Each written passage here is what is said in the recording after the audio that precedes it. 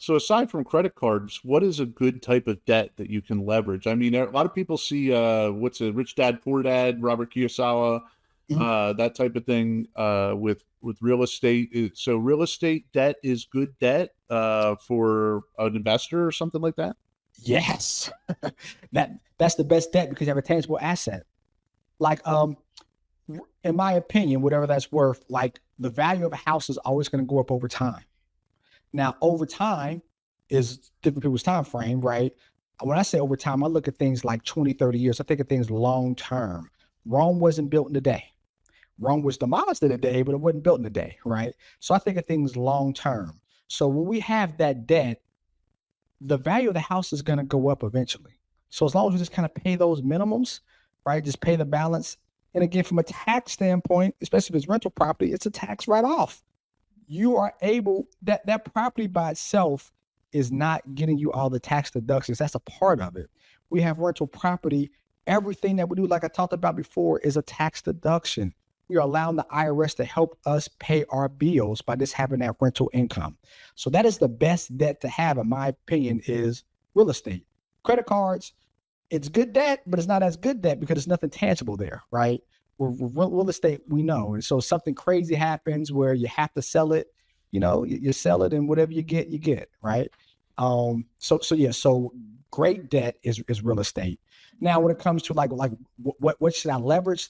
Um, Anytime we're doing a deal, I like a person to do a refi. So I say buy low, sell high is good, but borrow low and never sell is better. The rich, the wealthy, the elites, why don't they pay taxes? Because they borrow against their assets, they borrow against their stocks, they borrow against their real estate. They pay interest, they get to write off. But the money that they get, you don't pay taxes on the loan, right?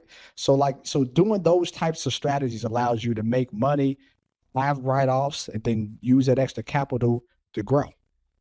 So if you could rewind the clock and go back Mhm. and talk to a young Mario, say 17, 18 years old, way before the military in high school, what is some advice you'd give the younger Mario out the gate? Yeah. So I'm always upfront and transparent. Like the younger Mario didn't have information in like the internet, social media, YouTube like they have now. Like you can learn so much more today because I'm 43 years old. Like, 20 years ago when I was 23, I couldn't learn as much as quickly as I could today. So everybody who is young has an advantage that I did not have growing up, that you did not have growing up, that some of your audience that's in our age group did not have. So first off, take advantage of your advantage. Take advantage. So that's number one. Number two, I would strongly recommend a person getting a coach or a mentor. I've been blessed to have a large firm and help people, but like the last like 3 years, it's been just a large amount of scaling my business because of me having a mentor.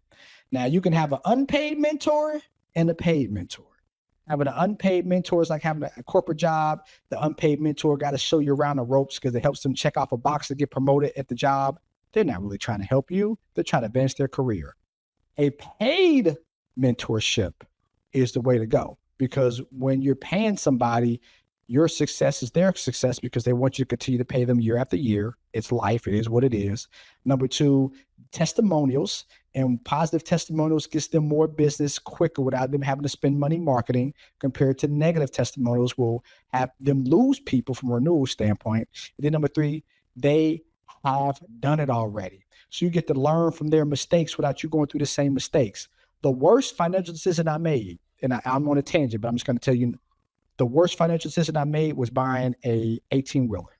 I bought an 18 wheeler because from a tax standpoint, I was going to be able to use that and write it all off, which I have. And then everything attached to it, I wrote it off.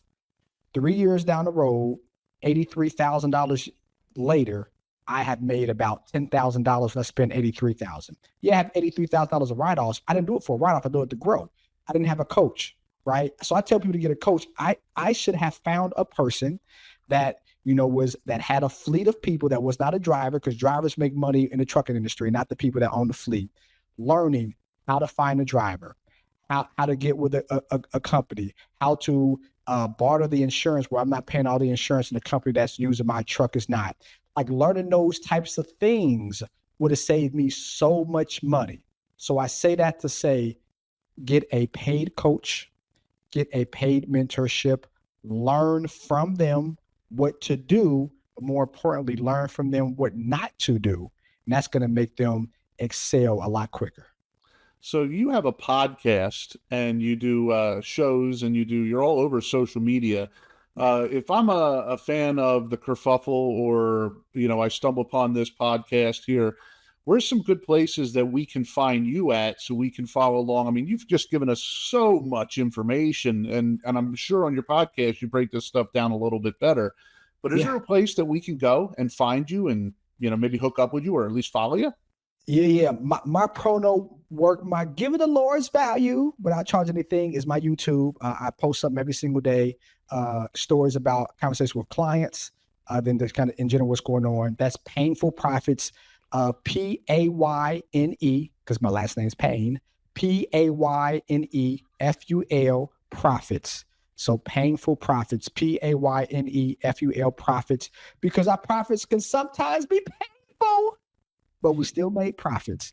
So that's my YouTube at Painful Profits, my Instagram as well at Painful Profits, my TikTok for all y'all young kids out there at Painful Profits. For the older people like me, Facebook, Mario Payne, and LinkedIn is Mario Payne as well. So either my name, Mario Payne, or at Painful Profit. That's where you find me.